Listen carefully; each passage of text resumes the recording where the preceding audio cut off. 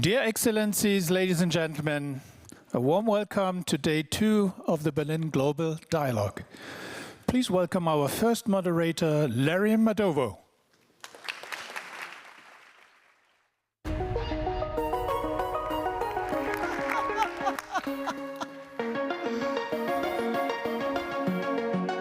Good morning. Oh, we are gonna have to do way better than that. So let me try this. One more time. Okay, great. The music is over. Ladies and gentlemen, good morning. Good morning. Wait. I see a full room, but I don't hear a soul. So can we try that one more time? Y'all good with that? Excellencies, ladies and gentlemen, good morning. That is more like it. I'm so excited to be back. Welcome to day 2 of Berlin Global Dialogue. It's exciting that you're all here. You made it back. So we didn't scare you day 1, right? Awesome. We're going to talk about trade. It's been very quiet in trade lately. Nothing is happening. We thought we might just check in and see how everything is going. Sounds good? Please help me welcome my panelists from all over the world. Piyush, Goyal, Minister of Commerce and Industry from India. Bryant, Minister for Trade of the United Kingdom. Källenius, CEO and Chairman, Mercedes-Benz. Marcegaglia, CEO, Marcegaglia Steel. And René, Obermann, Chairman of Airbus. Thank you. Thank you very much. Ladies, gentlemen, welcome back to Berlin Global Dialogue. Like I said, it's been very quiet in trade lately. Nothing has been happening. It's not been in the news at all. So we thought we might bring all of you in here to tell us what's happening in your respective industries, from policy, from business, and from your respective perches around the world. Obviously, tariffs has been everything we've been covering in the news this past, 9 months, 10 months? And so the world trade system, as we know it, is getting thrown away. So shall we start easy? René, it seems like a good place to begin. How are you thinking about trade now that everything that we have known for decades has been thrown away in the era of tariffs, in the era of protectionism, in the era of you need me, I don't need you? I think it's still an illusion to when people talk about decoupling, because the world is so interconnected and supply chains are so interconnected that a real decoupling is hard to imagine, if not impossible. But I do believe in building leverage to have, leverage for negotiations and to establish mutual dependencies. But the truth is, nothing is plannable anymore. So strategies have to be much more, adaptable and flexible. We can't, do something and then pursue it for the next 10 years, believing things are stable. So it's about building leverage and then gradually having more redundant elements in the supply chain, which, for instance, in the case of aerospace, it's not so trivial. Also because it's a small number of planes which gets produced, so you don't have for each component which is certified and expensive a zillion number of suppliers from all different countries. So it's a fine balance we're currently walking on, but so far we managed quite well. I think you're understating the scale of this problem. Because a plane is a small number of planes get made, but these components are made all over the place. I said exactly that. I didn't understate it. It's a very complex issue.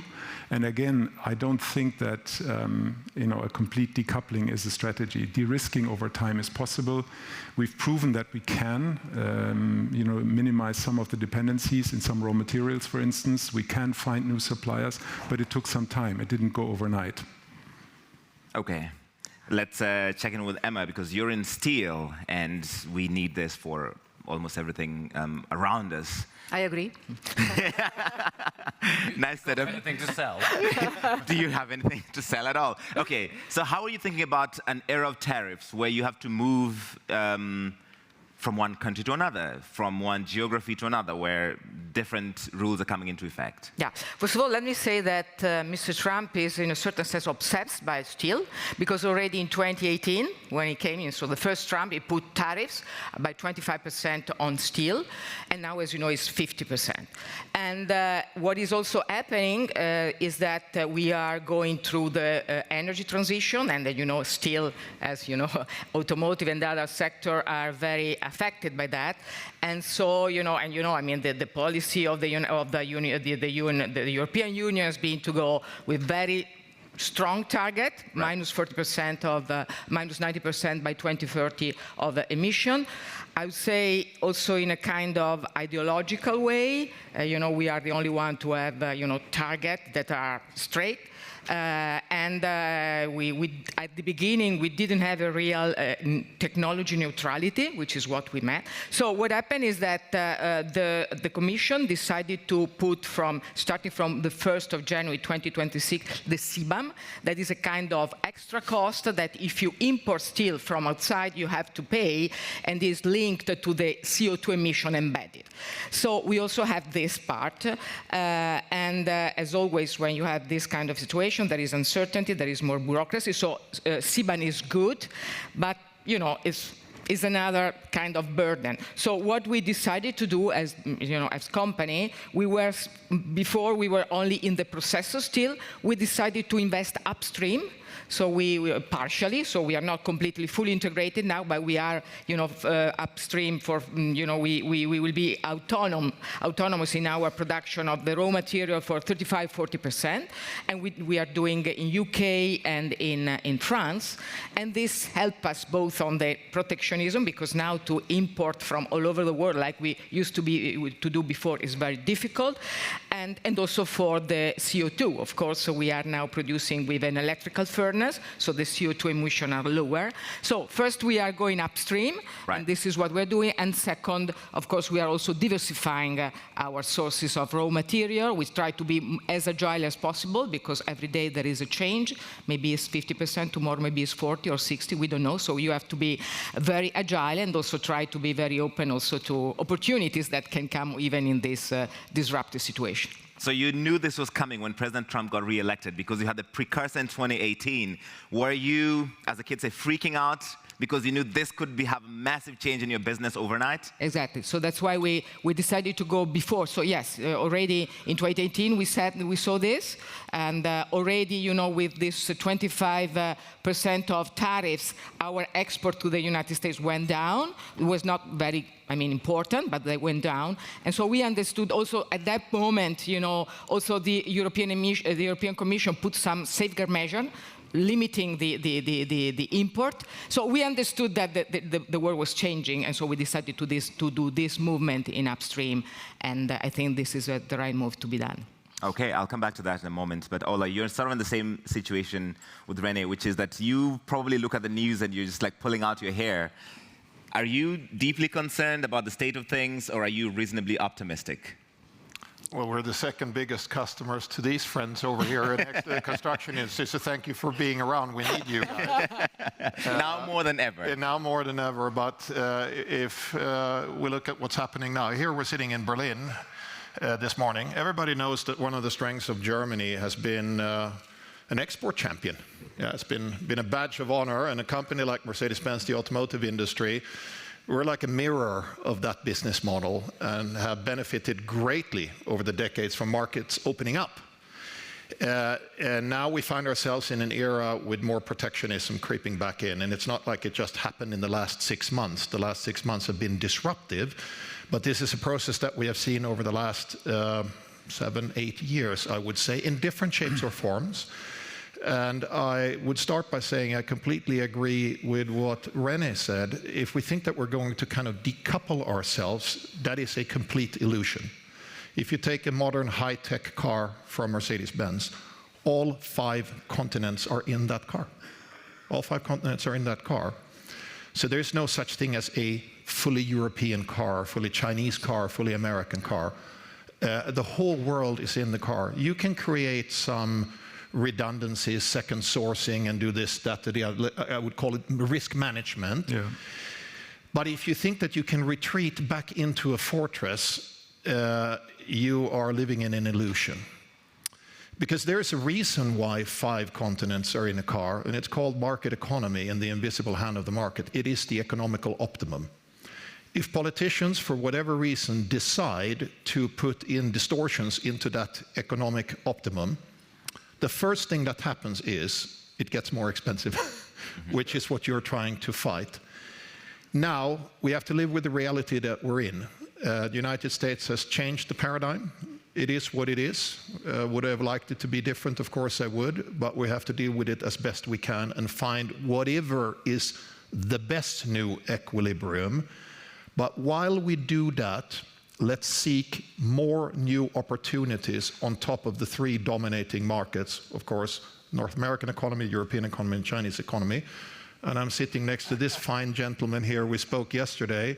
A small country with a population that should be paid attention to.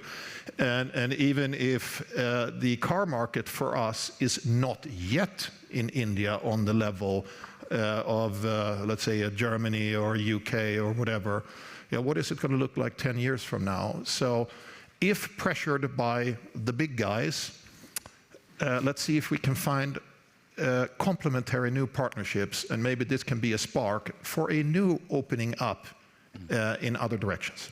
In this era of protectionism, do you consider it an existential crisis for your business if this trend continues and all of the big markets start to close off?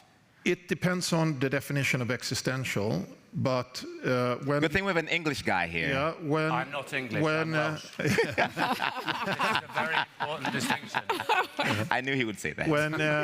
When you look at the business model of a car company or many industrial companies, on Liberation Day, or actually 5 days before Liberation Day, 27.5% tariffs were actually implemented between the EU and the United States. Right. Mercedes being the individually biggest exporter from the EU to the United States, you do pay attention.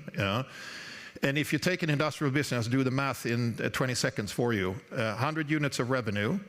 If you're a really good company, 10 units of profit, let's say 10%, a cost of goods sold at 75 units, add 27.5% to the 75 units, then you understand what happens to the 10. Right. So you could say that it is existential. At 15 is bad. At 25, it's 27.5. It's prohibitive. So the math matters. Right. And industrial structures in highly sophisticated, complicated business like the machines that we build is not that something that you switch over overnight or in 6 months or something. Those industrial structures, it takes years to switch them over, and they have been in the making for decades. So it is really something that affects the business, yes. All right. At least one minister is in a good position, Chris, because you did a trade deal with the United States. Oh, and India. And India too. Yes. But I want to start I was going to do India first. I wanted to come to him last because even though we've been paying a lot of attention over the last 9 months to what the United States is doing, but India was already doing this before it was mainstream. You were doing this kind of unique trade deals. Well, we recognized many years ago that we have to integrate with global markets. If we have to become a developed nation, living in isolation isn't going to do us any good. And COVID was another opportunity where everybody could reflect on how we can expand relations with trusted partners. And I remember earlier on, we used to do trade deals with countries which were really competitors to India. 21, we sat down and looked at our trading arrangements, and we realized that it'll be good to integrate with developed countries, with advanced economies. That would help us in our own development priorities or imperatives, help us get technology, help us get investments, open our markets as well as open other markets to Indian products, also improve our efficiency, our operations. And therefore, around 21, we got into negotiations with 5 or 6 important countries around the world, with the UAE, Australia, the UK, EU. And this was a process which really had started 20 years ago, but around 2005-06, but could never reach end conclusion. 21, we started with a new open mind, with a new way of thinking. We quickly wrapped up deals with the UAE, with Australia, with the 4-nation EFTA bloc, Switzerland, Norway, Liechtenstein, and Iceland, with UK in July this year. We're in active dialogue with the EU. If we get a fair deal, if we get an equitable and a balanced deal, maybe that will happen. He's negotiating now. And we are talking to the United States, of course, but we don't do deals in a hurry. And we don't do deals with deadlines or with a gun on our head.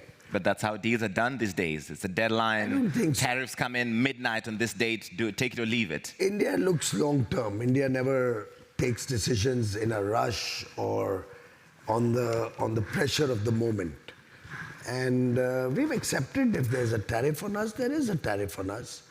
We're looking how to overcome that. We're looking at newer markets. We're looking at a stronger demand impetus within the Indian economy. So we have a very resilient structure, 1.4 billion people, young. Our average age is 28.5 years, yeah. Very aspirational. 1 billion internet users connected to what's happening at the Berlin Global Dialogue, aspiring for a better quality of life for their families. So they are not in a situation where they want to do suboptimal deals. We'd like to really look at the long term. We recognize that 20, 25 years from now, we'll be a $30 trillion economy. And accordingly, we will negotiate based on the future. A trade deal is on the long run. Right. And we have to recognize the future and get the best deal for the country. How do you get that fair trade deal that is long-term looking in an era where you have a gun to your head, you have a deadline, you have to do it quickly because there will be major impacts? And there are also geopolitical concerns. If you don't stop buying this from this other country, then no, you won't do a deal with us. Well, I don't think India has ever decided who its friends will be based on any other considerations other than national interest. And I think if so plainly you want to be told that you can't be friends with Russia. Somebody tells me tomorrow I can't be friends with the European Union, I won't accept that. Or somebody tells me tomorrow I can't work with Kenya, it's not acceptable to me. So I think we are all in it together. The decision whether to buy a particular product from a country is something that the entire world will have to take a call on. So I was reading in today's paper, Germany is asking for exemption from US sanctions on oil. Now these are UK already has sorted and probably got an exemption for procuring oil from the US. This is about the Rosneft deal, sanctions, right. I think, and we've sorted out the issues with Germany. We managed to do that very quickly, and I think the Americans will do something very similar. So then why single out India? Well, it's a specific subsidiary in relation to Rosneft. We also have a subsidiary in India of the Rosneft. Well, come and talk to us. My door is always open. Look, the only thing I'd say about speed is the world it's just a fact that we're interconnected now. We all tend to talk about goods when in trade, and lots of trade negotiations get a bit obsessed with goods, and sometimes it feels like it's the economies of 50 or 100 years ago rather than the economies of the next 50 or 100 years. And I want to go, if somebody's creating, for instance, a new video game, which will be if it's going to be a AAA game, it'll be a multi-billion pound investment across 15 years at least. Of course they're going to think about all the markets in the world, right, because they're going to be selling it digitally around the world. So what does trade look like in that environment? And of course for us in the UK financial services, that's a really important part of what we are able to offer to the world. I think still is a very important financial hub in the UK. The advantage of being close to the United States but not being the United States. Close to the European Union, but unfortunately not members of the European Union, and I think that places us in a fairly unique position. But we can't hang around on deals.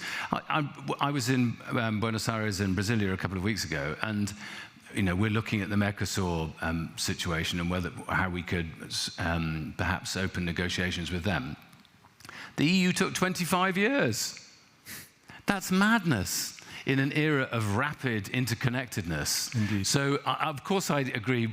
I don't want false deadlines for deals, but we do need to work faster. And if there's one thing that Donald Trump has persuaded us, it is, come on, let's get on with it. Let's not hang around. And sometimes I think it is true, as has been referred to, that if you looked at the world 15 years ago, the world of trade and liberalization was growing, and now it feels as if that space has narrowed and narrowed for all sorts of reasons within individual countries. But actually, people in every country in the world listen to K-pop now. And they or to Kenyan music for that matter, or Nigerian or whatever, places that never had an opportunity to have a world audience now do. And we as politicians need to embrace that, not to run away from it. Okay, so you defended speed, and part of that is because, as you said, no longer members of the European Union. So the UK has had to learn how to do these deals quickly, but not at the pace that Donald Trump wants them done, which is overnight. For a big country like India, it's not possible. You are lucky to get at the front of the queue, but not every lucky. other country... We worked hard.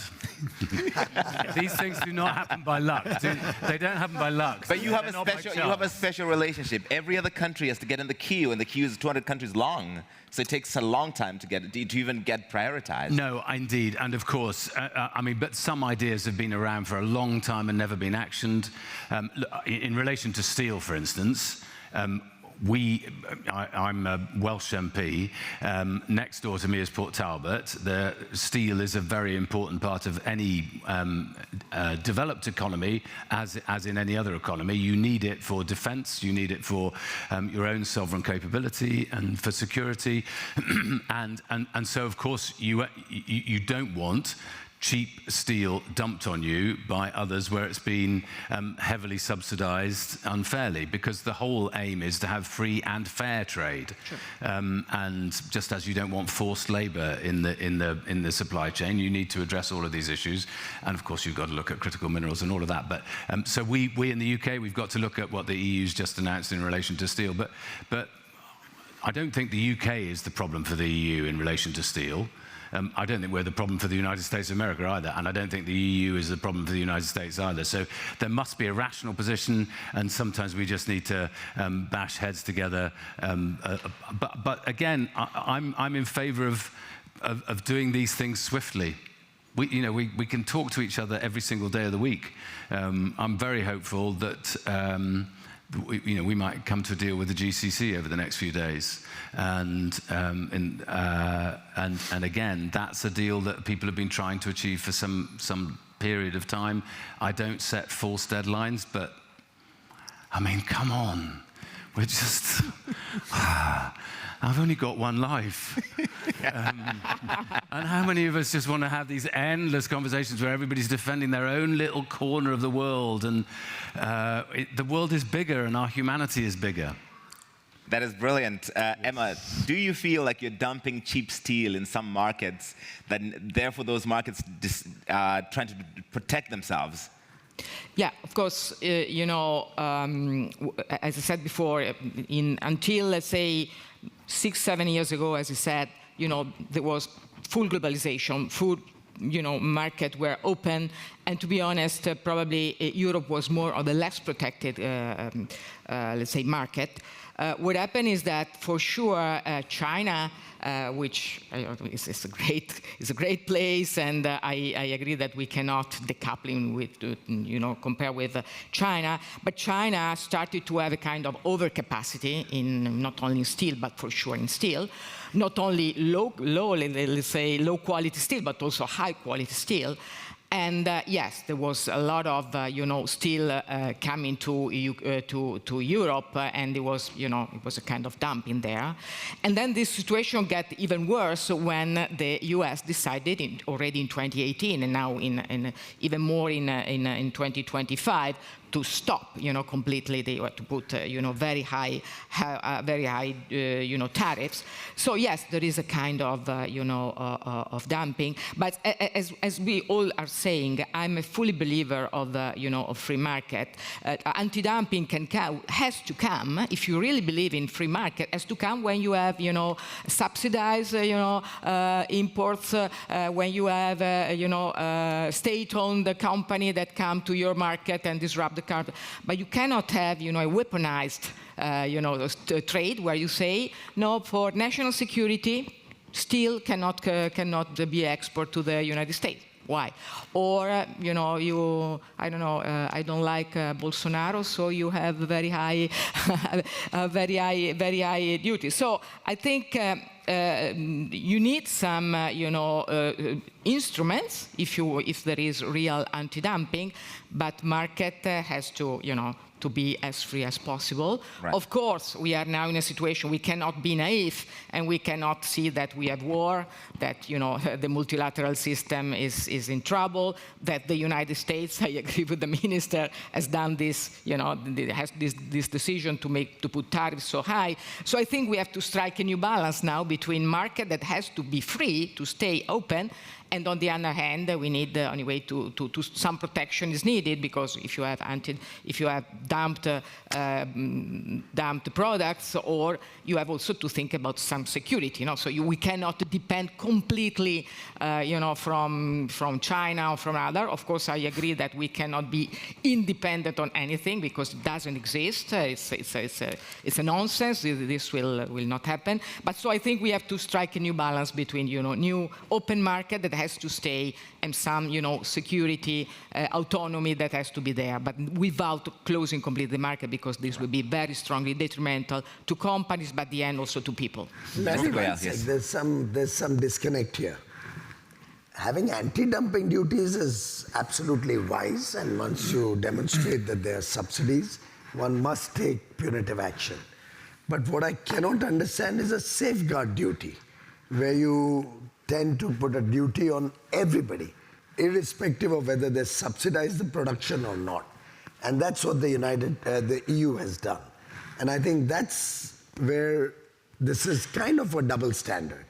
That on the one hand, you're talking of multilateralism, you're talking of free markets, you want to look at Michael Porter's theory of comparative advantages, let the best man win. And at the end of the day, you say, oh, but we have capacity in steel, we've got to protect our steel industry. So we won't take steel even from those who do not indulge in any unfair trade practices. And then Mahatma Gandhi had very rightly said, an eye for an eye will make the whole world blind. So you stop steel from another country, the other country stops automobiles from your country, and then the process will keep going back and forth. And I don't think that's going to be a great help to globalization. Can I shortly answer that? Yeah, you're totally right. But when you start with US saying, the steel cannot come, the steel from India, from China, from everywhere, cannot come to the US. If at the end you don't say, well, in the European Commission, some steel can come, but at the level that we had before, because otherwise all the steel that were going to the US will come to Europe, you know. And as you know, Europe has decided to say up to 15% of consumption, you know, the export can come. But before that, beyond that, you have to pay a tariff. So it's not that you stop; you have just to pay the tariff. So I'm not a protective person. Absolutely, I'm not in favor of protectionism. But this is exactly what the minister was saying. When you start with a move, and then you have to protect yourself, and then the other is protecting himself. So that's a mess. But which is why where we are. Sorry, Emma, to interrupt, but which is why I think that there's a sort of defeatism a bit in the world of trade ministers. It feels to me a bit at the moment that the rules-based order is falling apart and all of that goes up. Still, 72% of world trade is done under WTO rules, and I think it's really important that what the EU has done in relation to EU must abide by WTO rules, and just as we will, I think we need some WTO reform so that it fits for the 21st century rather than for 50, 60 years ago. But I don't think we should be abandoning rules-based, because in the end, deals are rules-based. We can't, actually, because we talk about steel, and that's greatly important, particularly for the automotive, but also for the aerospace industry. We should talk a little bit more about tech as well. Right. Yes. And particularly around the area of AI and mutual dependencies or interdependencies, because I think this is widely underestimated. We completely ignore the climate change. We completely ignore the challenges related to new technologies at the moment. So whilst everybody is overhyping this total, decoupling story and the world collapses, I'm still hopeful that even the most, let's say, aggressive government when it comes to trade, and even the most aggressive and imperial government when it comes to brutal warfare like Russia, ultimately has some basic understanding that there are some global needs for collaboration and cooperation. And as you quite rightly said, so far the WTO is 70+% still. And in regards to AI, for instance, and future challenges related to AI, there also needs to be global, communication, talk, and agreement. And this is only one aspect. There are plenty of others. So the tech element needs to be discussed here as well in this context. And are you speaking to governments about that, how to think about that? Absolutely. Because I'm sure for EU policymakers, they want industrial autonomy here, but you said there's still interdependence across the entire global system. And how do you balance that, therefore? Well, it's always part of the discussions. For instance, I was in India and I spent 1 week there, and I was completely blown away by the level of excellence, engineering excellence, quality in India. For Airbus, India is a strategic long-term partner. And part of the discussions was not only how can you make things cheaper for us, but actually how can we make things better by leveraging the capabilities of Indian technology and the tech talents there. It was part of the discussions how to evolve the partnership with India. And by the way, I think the situation offers unique opportunities for Europe. For instance, building as Europe a partnership with India. In the past, it was always fragmented. India never looked at, if I'm not mistaken, Europe as a whole. They looked at individual countries. Now Europe as a whole has a voice, and that was largely driven by the latest geopolitical developments. And last point, I think Europe has a unique opportunity in some high technologies, because we talk too much of past technologies. We must talk more about the high technologies going forward, i.e. in space. 2 nights ago, we signed a deal between Thales, Leonardo, and Airbus to create one of the world-leading space companies. It's a long way to go, I admit that. It's complicated, it may not be super speedy, but it will eventually have the strength to develop the latest technologies and to be industrial scale to eventually compete with Starlink and Elon Musk's constellation. That's something Europe needs badly. So let's talk a little bit more about what is the future rather than, how are we messing around with, some tariffs and stuff. Especially if we manage to get vertical liftoff in Shetland, which would be the first place in Europe. I would love to have more launch bases because we are, It's crazy that the only European place is 3,800 miles away. Yes. 2 things are missing. One is we have no locations really with energy supply for data centers of the future. to train and do the inference modeling, train our AI models, plus we don't have enough launch pads. Yeah. So Larry, I think what one really second, just before we emerges- leave that point, Minister. So this is only an MOU, still needs regulatory approval. What are you telling regulators why they need to make sure this goes ahead? Because it's completely crazy to look inward in Europe as we did in the past for antitrust. Whilst we loved ourselves, regulating ourselves from AI to antitrust to ensure that there is no dominant and strong global player in Europe. Take Siemens Alstom, for example. Now is the time.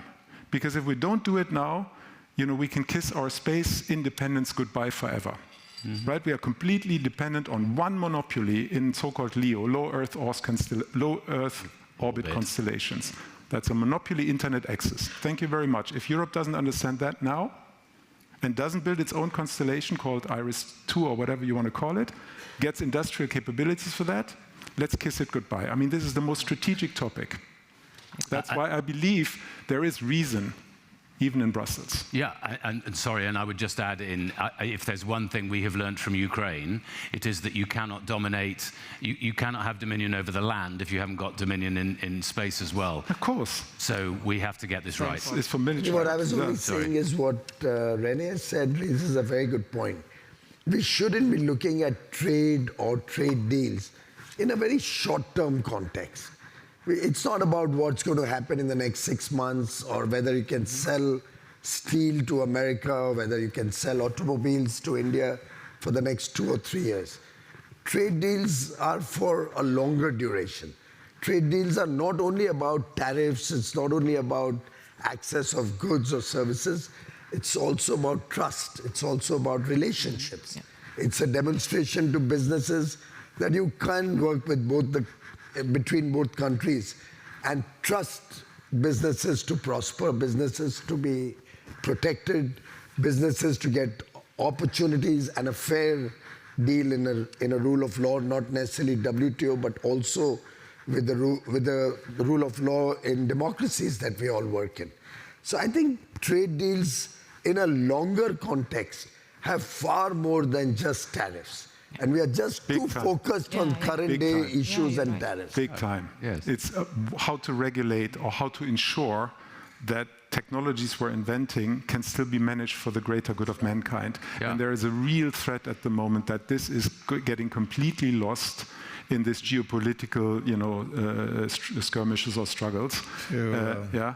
And AI, for instance, needs a global framework. It cannot be that Europe regulates itself to death, whilst nations with a different, let's say, lesser scrupulous mindset,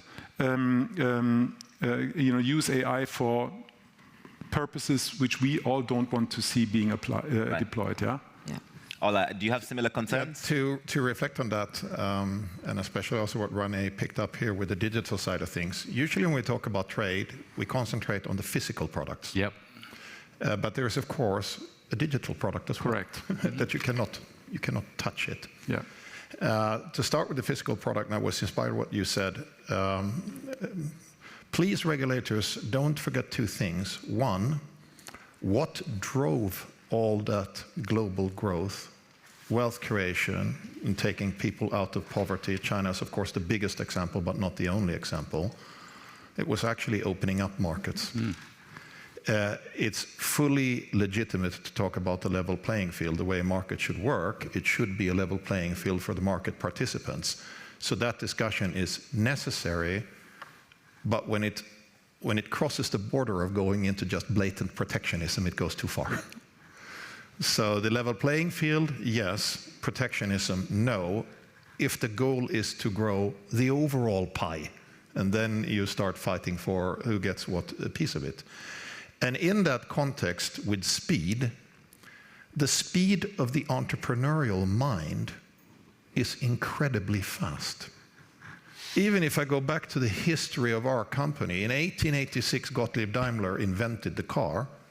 In 1898, he was doing business in the United States. 2 years later. 12 years later.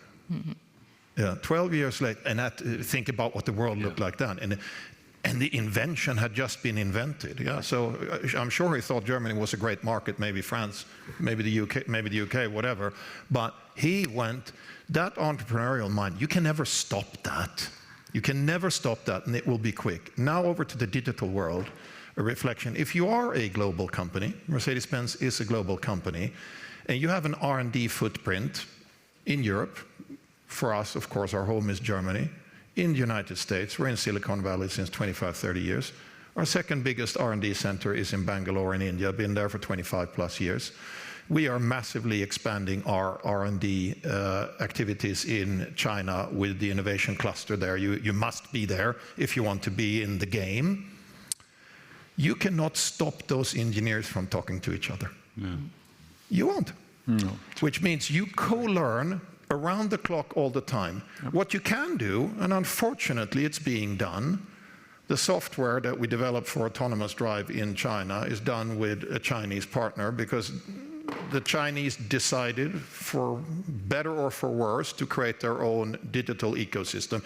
They're now trying to take that into the world, whereas the rest of the world was dominated by, let's call it the American lead, not just the Americans, but mainly the Americans.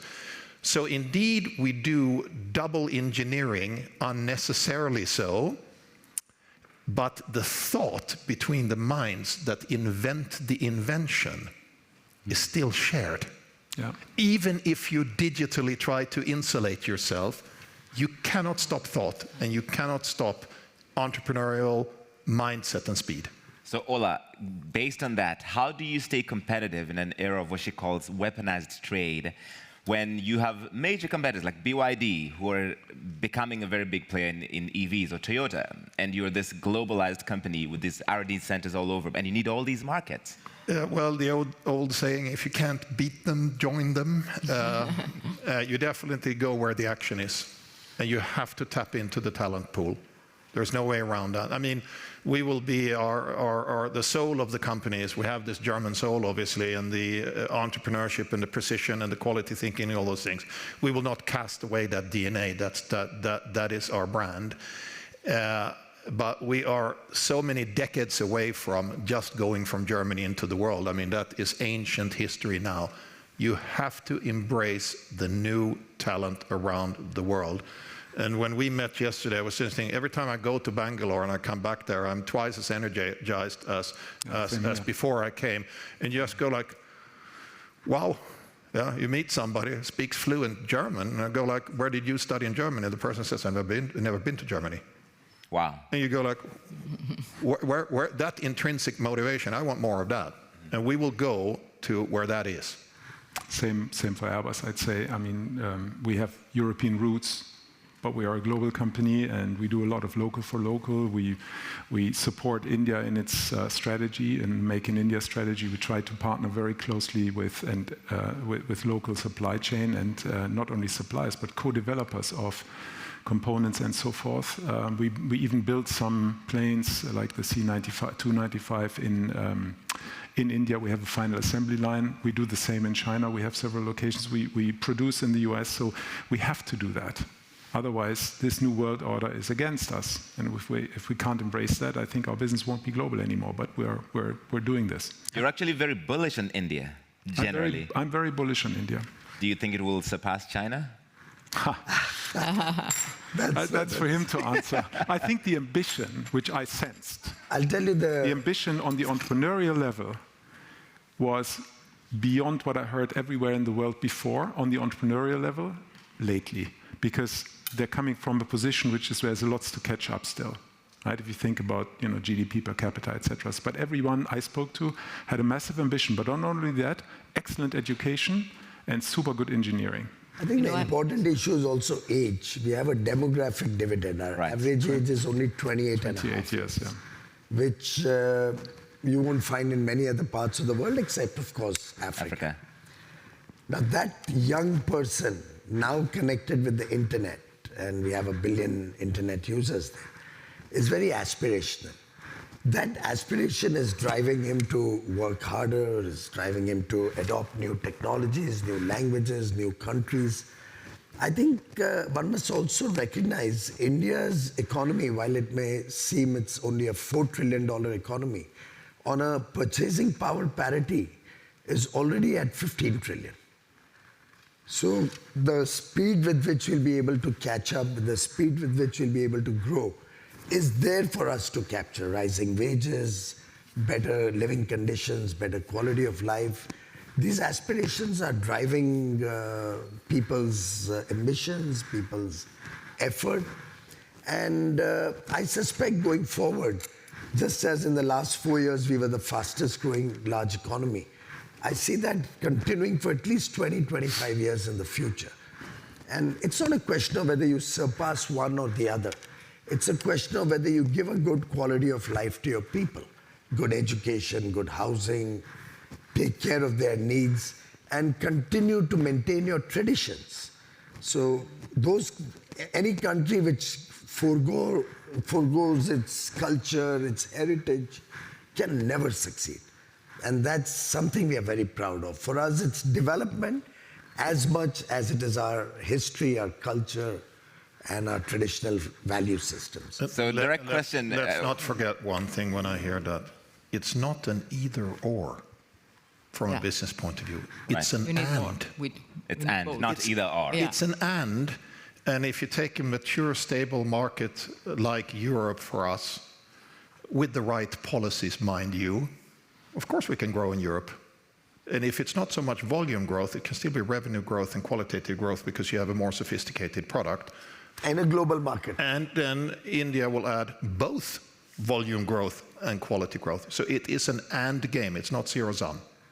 Okay. I'm slightly more skeptical about this culture line. We're still getting over the invasion by the Normans 1,000 years ago.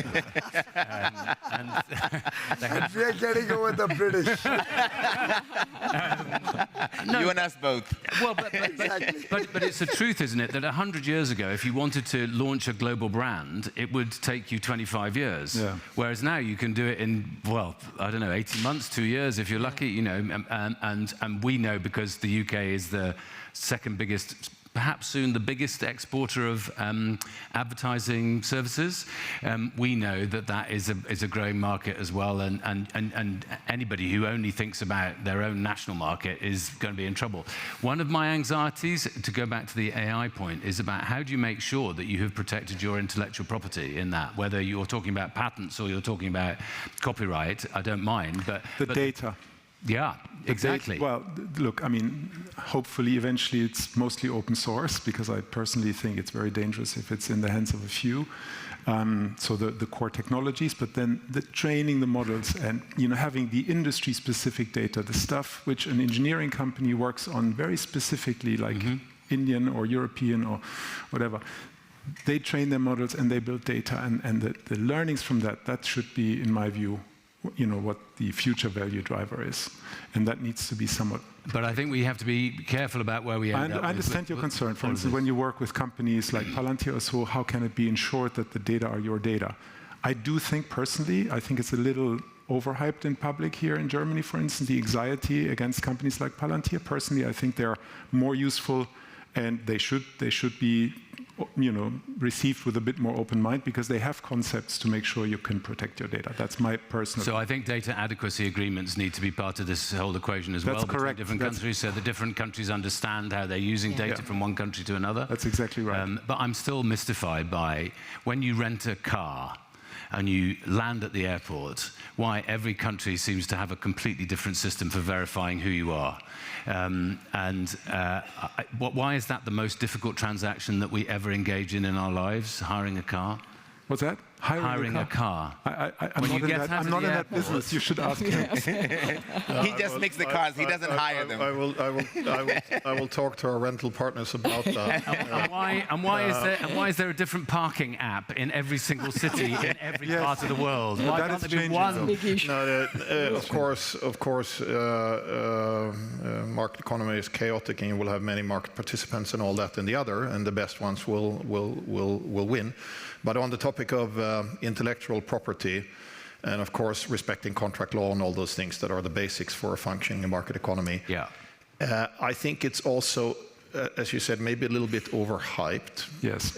Of course, we file patents, no question. Yeah, and mostly patents are respected. Sometimes actors try to violate patents, and you end up in legal disputes and this, that, and the other. But even if I would hand all the drawings of our most sophisticated S-Class to every competitor around the world, if I would just open up my little treasure chest here and hand them the blueprints, so what? Yeah. That is not what's going on right now. They can't build it, even if you gave them the drawings? Even if they can build it, that's yesterday. It is the patent that has not yet been filed, that is in the mind of the engineer, that we are discussing in the product creation process, which is the most valuable intellectual property for us. So you're always on the cycle one ahead of what is actually in your patent box.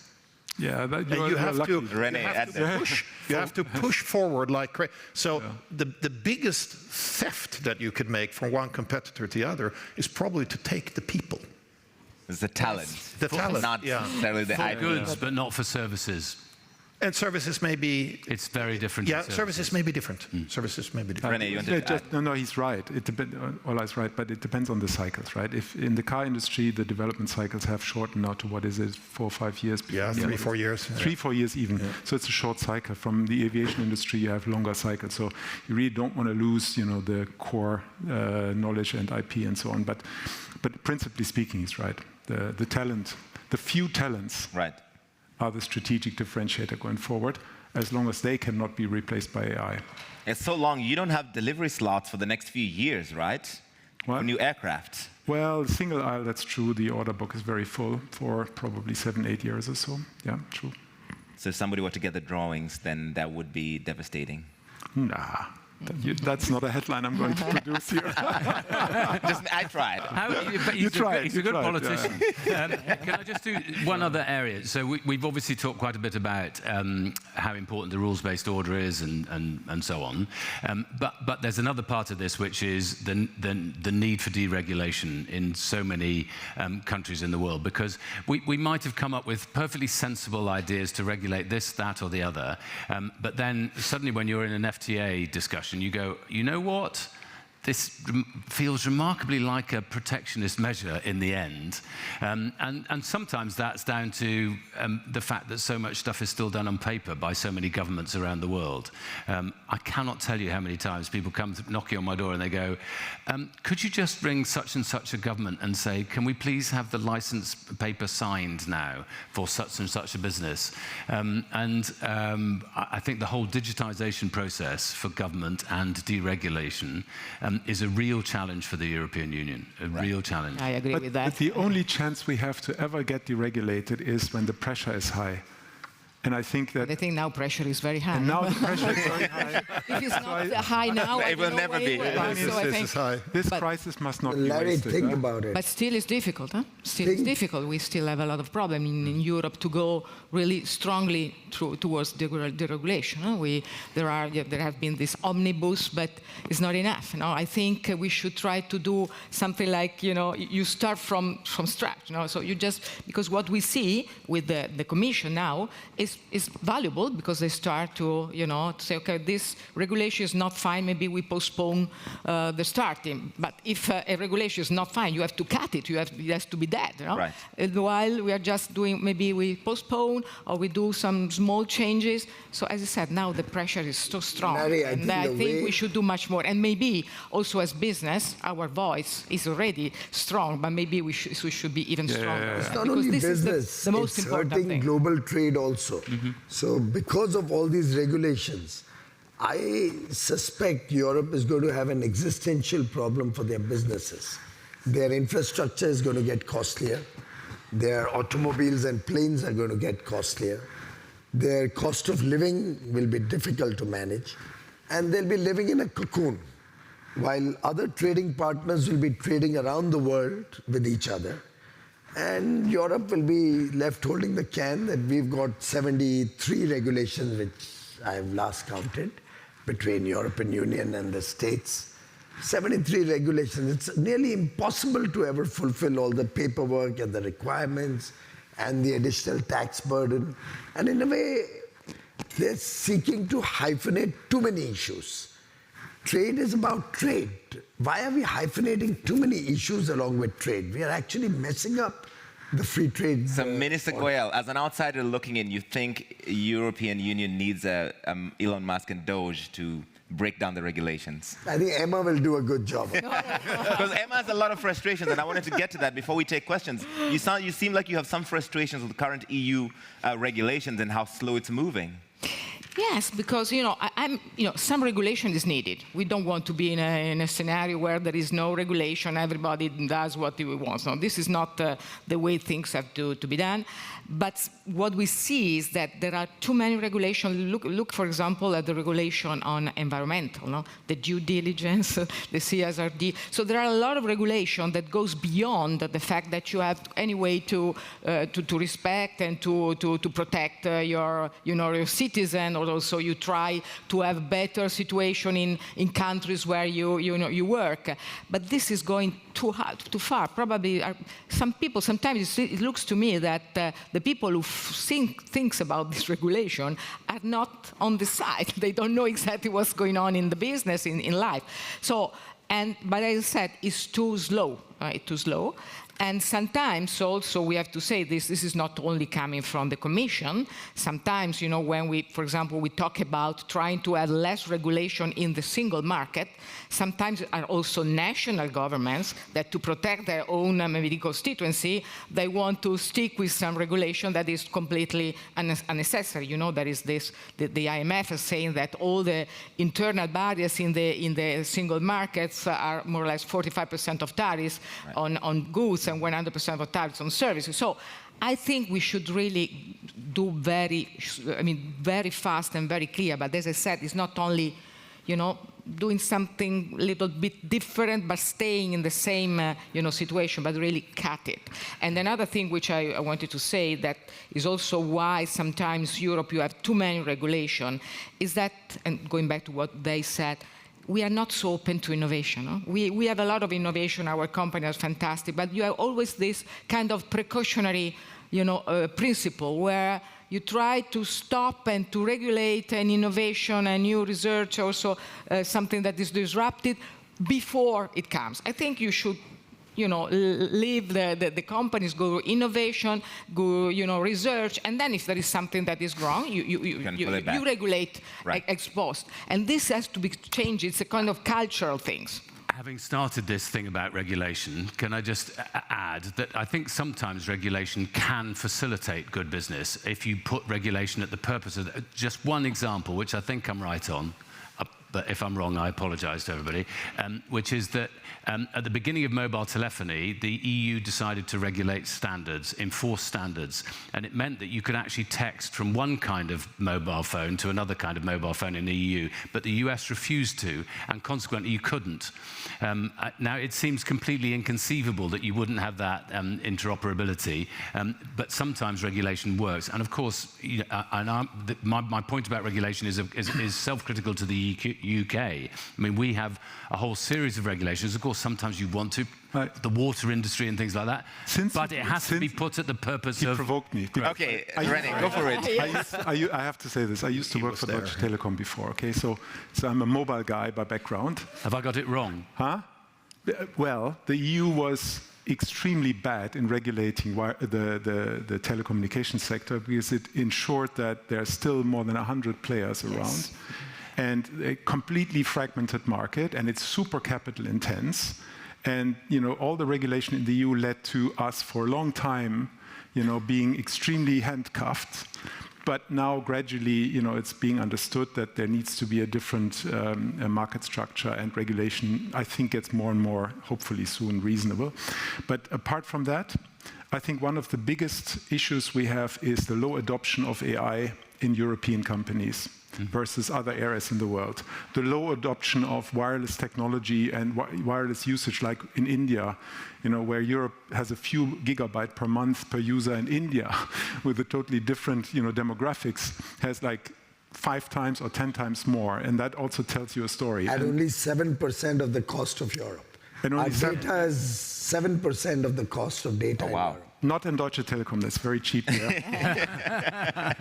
but apart from that, seriously, the anti-regulation frenzy in Europe is crazy, and this needs to be stopped.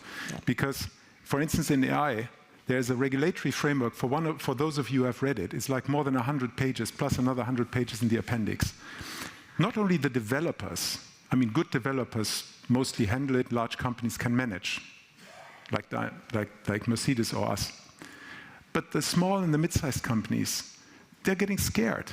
How can I deploy it? Where am I non-compliant, etc.? So there needs to be more pragmatism and business understanding at the regulatory level. The good news is, I think the wake-up call has been sounded. I think the pressure is high enough for now to change, and I'm optimistic that we will change. All right, I want to take some questions, but can I just defend EU regulations for 1 second?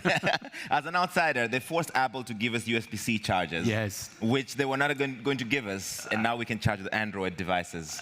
And you just think, how on earth did we get to a position where somebody was allowed to make you buy a new charger every year? Yes, so thank you to the EU for making that possible. Small wins, small wins. Small wins, we'll take it. We have some young voices here that we're going to hear some questions from them.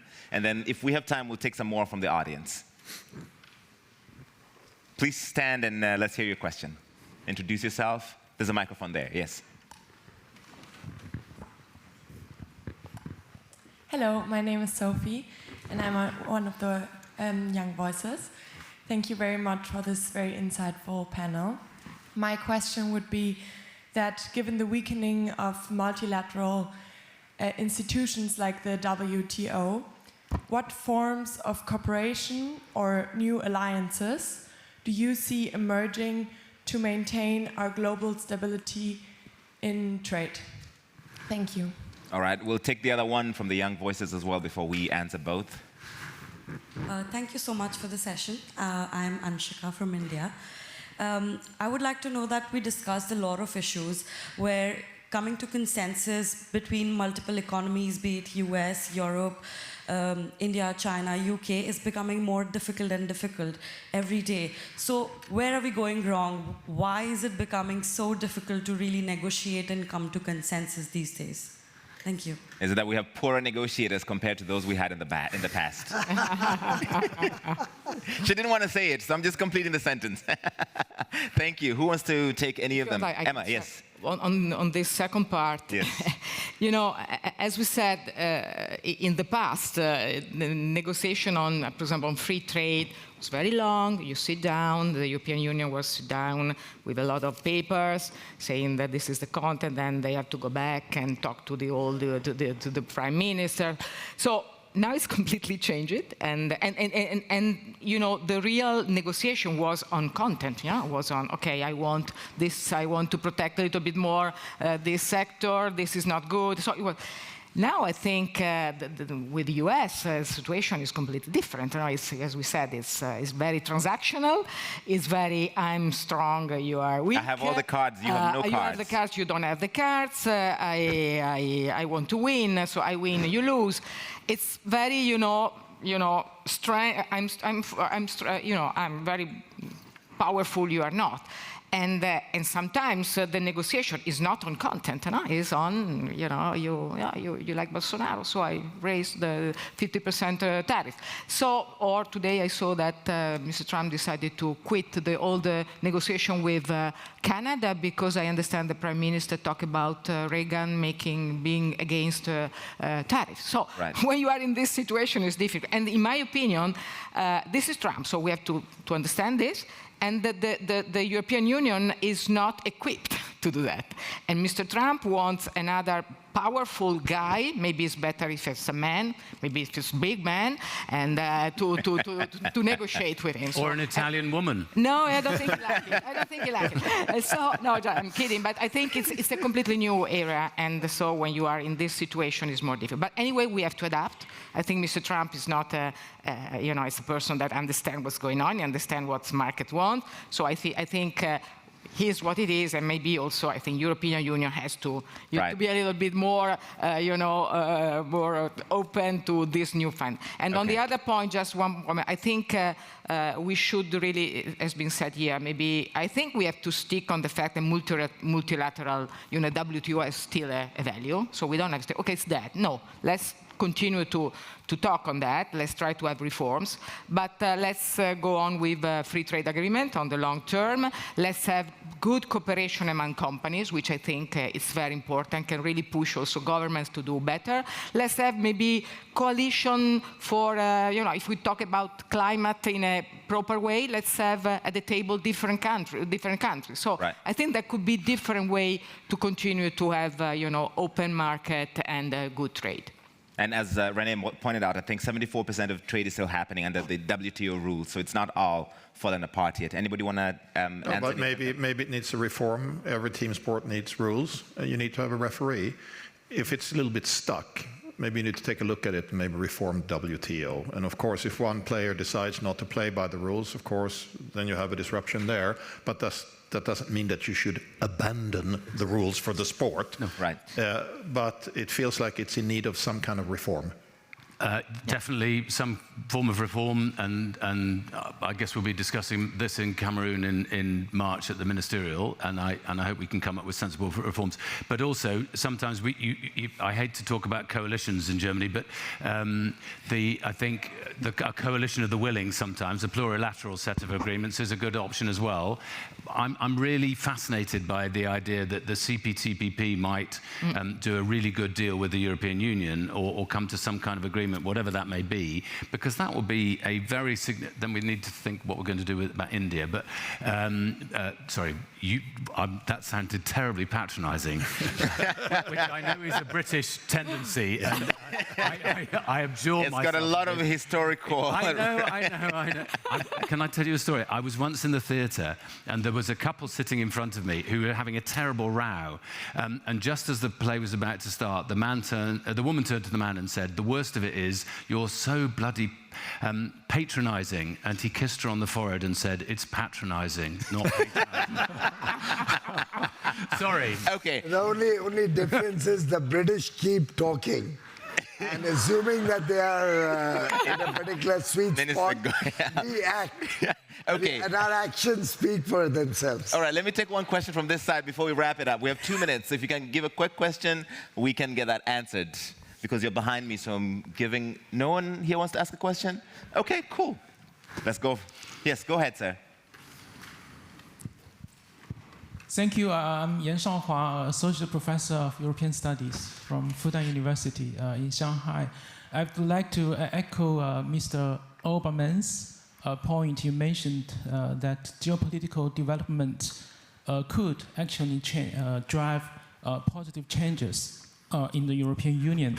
So I think in this sense, pressure from the US, including China, could actually kind of provide the stimulus for reforms that is likely badly needed in the European Union.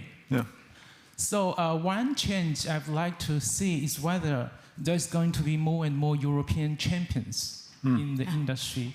I would like to see whether you foresee more and more Airbus and Mercedes-Benz in the future.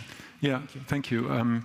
To be specific, rather than making the answer too broad in the interest of time, a couple of high technologies where I think we have opportunities, and it may be a far-reaching out statement here, but I personally think there is opportunity in fusion technology, which is one of the biggest issues which we need to resolve, is how to get to clean energy. Even though it's a bit dismissed for the moment, but I do think Europe has developed some strength in certain environmental technologies.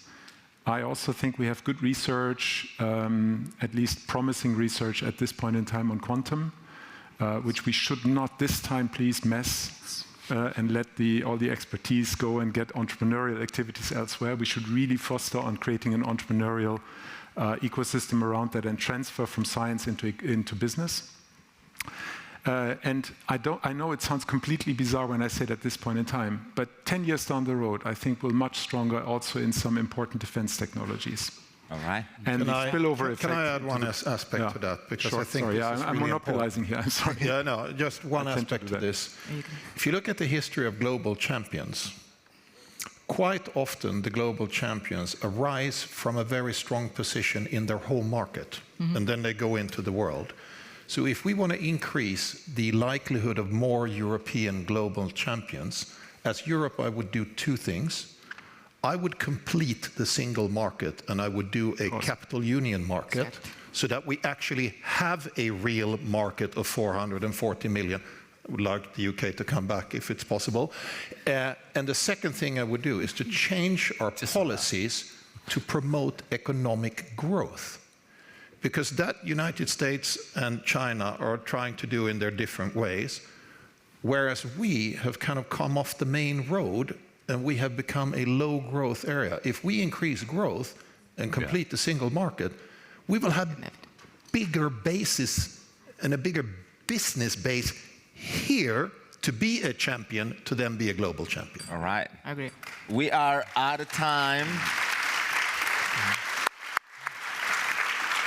Thank you, Professor, and thank you to all of you, ladies and gentlemen. This has been fantastic. I think we solved trade on this table. Yeah. It's all so please. And the European Union has got rid of all regulations. And the European Union has dropped all regulations. And India is still talking. And India, please give them a big round of applause. They've been fantastic. Thank you so much. The next session will begin here in 15 minutes, so you can take a break or come back. Next one in 15 minutes. Thanks a lot. Thank you. Thank you so much. We'll meet later. Thank you, sir. Yeah.